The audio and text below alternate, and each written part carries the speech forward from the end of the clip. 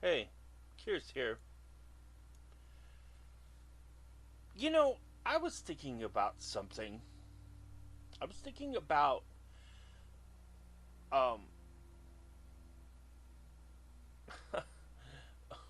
yes, I wasn't. No.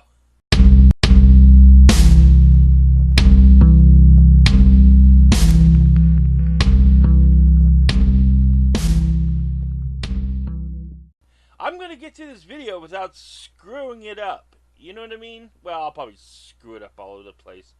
But basically, what I was thinking of was abstinence versus protection. And I'm wondering, are progressives being cultural bigots? Well, think about it for a second. If you look at the way progressives talk, it's all about cultural relativism. It's all about understanding the other person's point of view. But why doesn't that point of view extend historically? Why don't we see the other person's point of view if it happens to have historical context?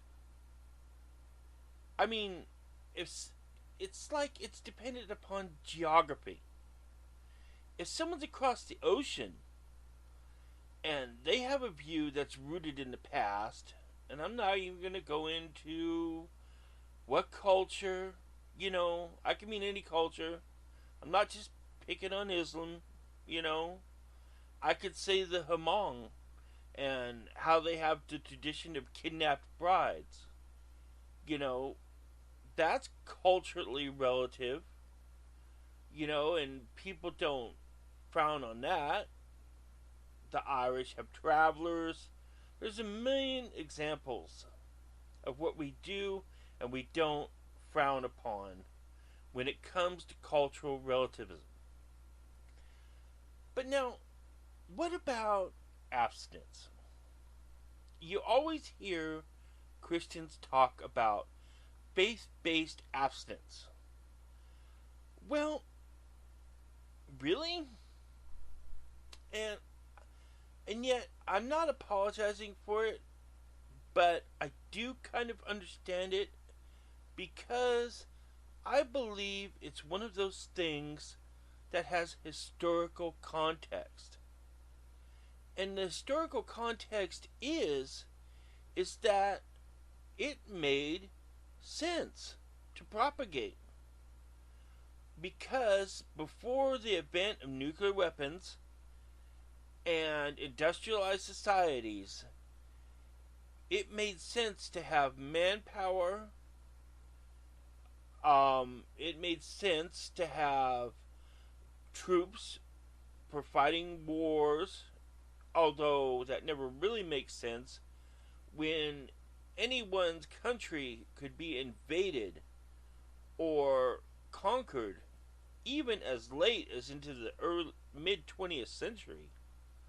Before they split the atom and all war became somewhat obsolete. That's why we only have political, I mean, police actions, not freaking actual wars, because no major power can be conquered anymore. It was like the fallacy in Red Dawn, if anyone ever seen that.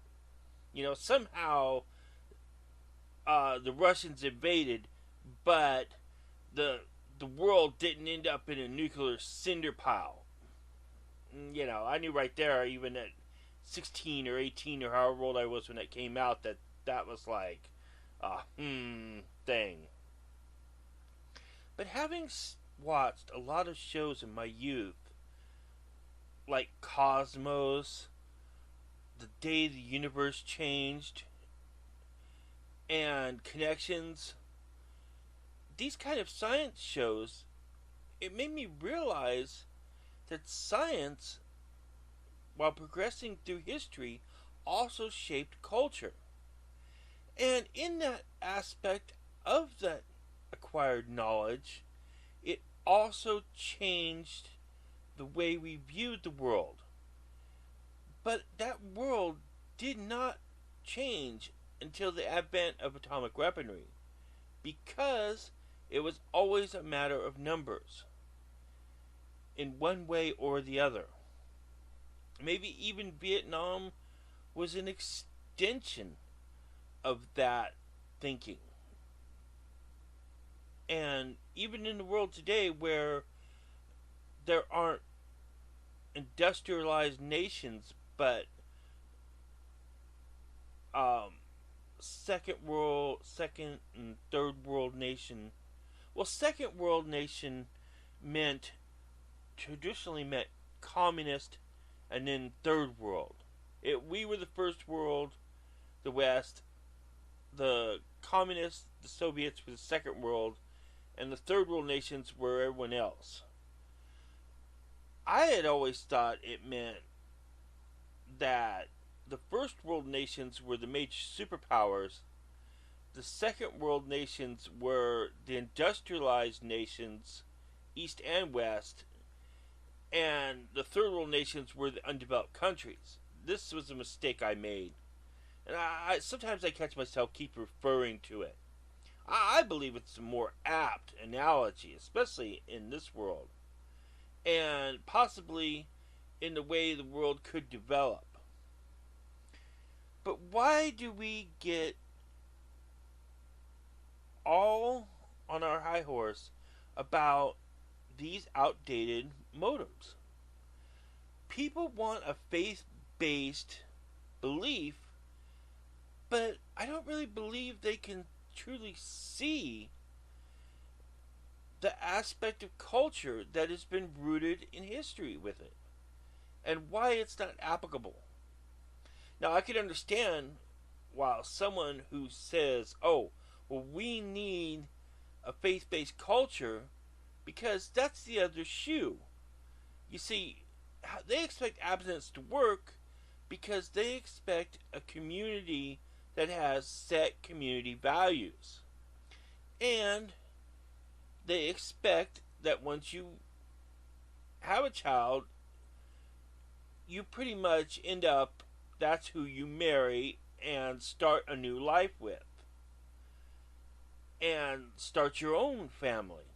And that's why we had, in the Western frontiers, early childhood marriages and such things. And why we still continue to have those kind of traditions in Eastern nations and Middle East nations, and with organizations also rooted in history like the Mormons.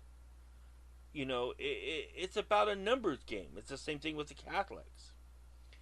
I don't really think that applies anymore to our society. As more and more resources are used up, and more industrialized nations raise their standard of living by the increasingly depleted use of fossil fuels, and more countries become westernized and industrialized, I believe this causes a problem in that it becomes an unworkable model. It all ties in relativistically to the issue of value versus virtue. And while some people could say, well, giving a kid a rubber and an instruction book is just an encouragement to go, and other people who have orthodox and conservative views do not want same-sex and other alternative lifestyle views taught. Interestingly, probably because they believe in the propagation of children. But I don't really believe in our modern day, with dwindling resources, no more frontiers, and unwinnable wars, that there's a need for this anymore. So, I say, why are progressives bigots? They are the intellectuals. They should understand this, even if the social conservatives don't. and maybe the social conservatives do, but they are so rooted in their tradition that has